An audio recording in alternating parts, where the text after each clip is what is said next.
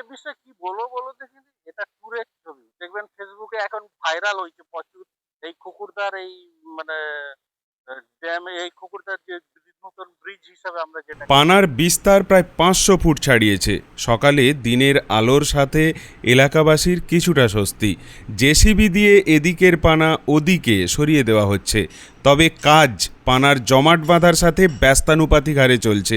এদিকে সাধারণ মানুষ এই কজওয়ে নিয়ে বিন্দুমাত্র আশাবাদী নন। বক্তব্য, জল আরও বাড়বে, তখন জলের তলায় যাবে এই কজওয়ে। দুই মেদিনীপুর জেলার মাঝে দাসপুর কুকুরদহ দুর্বাচটি খালের এই কজওয়ে তাঁদের আশঙ্কা সাঁতরে পার হতে হবে।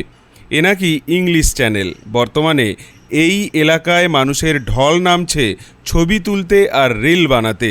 স্থানীয় বাসিন্দাদের মন্তব্য, ব্রিজের কাজ না হোক জায়গাটা দর্শনীয় হয়ে উঠেছে। সাধারণ মানুষের মন্তব্য কিন্তু মোটেও ফেলে দেবার নয়।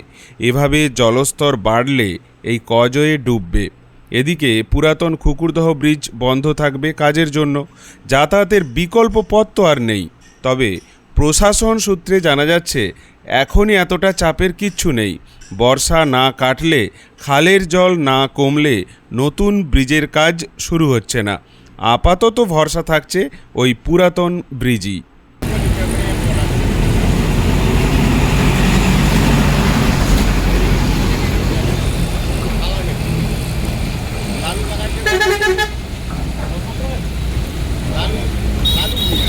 এই বিষয়ে কি বলবো বলো দেখিনি? এটা ট্যুরের ছবি। দেখবেন ফেসবুকে এখন ভাইরাল হইছে প্রচুর। এই কুকুরদার এই মানে ড্যামে এই কুকুরদার যে নতুন ব্রিজ হিসাবে আমরা যেটাকে বলি। ব্রিজ তো নয়, প্রায় হচ্ছে ফেসবুকে ভাইরাল হচ্ছে এবং প্রত্যেকে দেখবেন প্রত্যেকদিন প্রত্যেক মানুষ আসছে, ছবি তুলছে, পোস্ট দিচ্ছে। আর এটা একটা মোটামুটি বলতে পারা যায় যে টুরিস্ট পয়েন্টের মতো হয়ে গেছে। সেটা খুবই ভালো মানুষের বিনোদন জগৎ। আর এবার কি হবে, আপনাকে একদম পরিষ্কার কথা বলি, জলটা বাড়লে আমরা তো ইংলিশ চ্যানেল যেতে পারিনি, ইংলিশ চ্যানেলের সাথে এখানে মিটিয়ে নেবো যশোরা কালীবাজার টু কুকুরদা, যে এইটা সাঁতার কেটে আমরা যেতে পারলে আমরা উপভোগ করে নেবো যে এটা একটা ইংলিশ চ্যানেল সরকার ব্যবস্থা করে।